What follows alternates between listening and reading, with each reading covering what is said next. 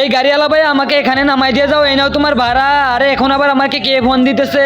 আরে তো মা ফোন দিছে। আরে মা কি হয়েছে বলো? আরে তুই কোথায়? আরে এক্ষুনি আসতেছি মা, আমি এই যে আরেকটা গাড়ি পাইলে চলে আসবো।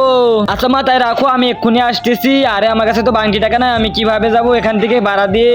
আরে ওই ভাইটার কাছে মনে হয় বাংটি টাকা আছে, যাই দেখি তো বাংটি টাকা দেয় নাকি। আরে ভাইয়া একটু দাঁড়ান। আরে ম্যাডাম কি হয়েছে তাড়াতাড়ি বলেন। আরে ভাইয়া আমাকে কিছু টাকা বাংটিয়ে দেন না।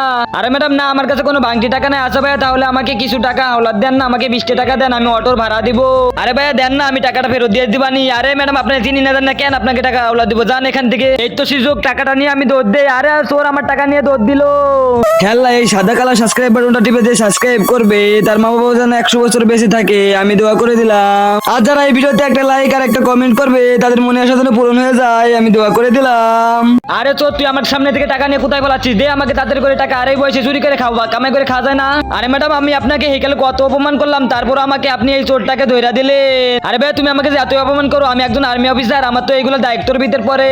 আচ্ছা ভাই এই নেন আপনার টাকা। আরে ম্যাডাম আমার বাকি টাকা প্রয়োজন নেই, আপনার তো বাকি টাকা প্রয়োজন, আপনিই রাইখে দেন।